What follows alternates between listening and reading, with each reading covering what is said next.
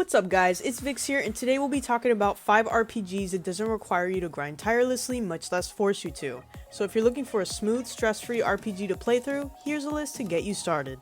Developed by Square Enix is the Kingdom Hearts series, a phenomenal action JRPG bustling with plenty of memes indeed.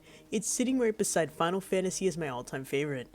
I mean, you fly around a Disney-themed world as a spiky-haired dude that wields some sort of blade shaped like a key alongside a duck named Donald and a dog or cow named Goofy. Oh, and Mickey is a king that wears a dark, cool-looking trench coat.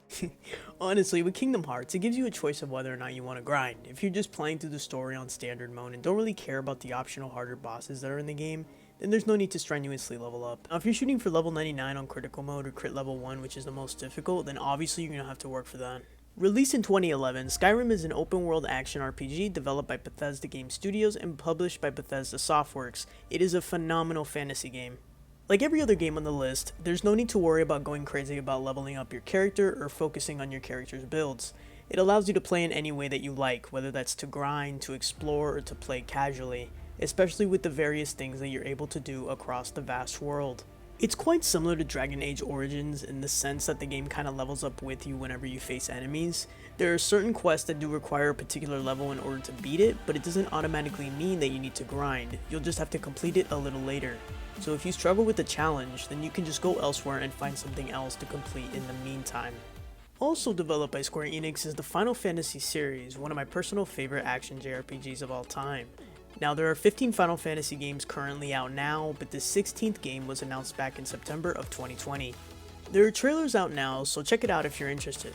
Another great thing about Final Fantasy is that all the games are standalone, so you don't need to necessarily play the first few games to understand what's going on in the most recent one. Within this series, you basically level up as the game advances.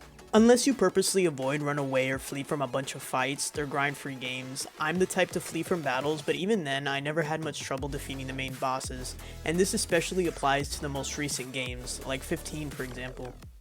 Developed by BioWare and published by Electronic Arts is Dragon Age Origins, an RPG that was released back in 2009, making it the first game in the Dragon Age series. Yeah, it came out over 10 years ago, but don't be deterred by how great this game actually is. Set in an interesting fictional kingdom, the game allows you to create your own character, choose their role, and their background. But like I said, when it comes to grinding, it's practically non-existent in Origins. The levels of the enemies in the map are reflected upon whichever level you're currently on. There's a fixed amount of traps, chests, and enemies in order to gain experience, so once you've picked everything up and fought everyone off, they won't respawn again. The Witcher 3 Wild Hunt is an action fantasy RPG developed and published by CD Projekt Red. Played in a third-person perspective, the player controls a cool-looking white-haired monster slayer also known as a Witcher, named Geralt.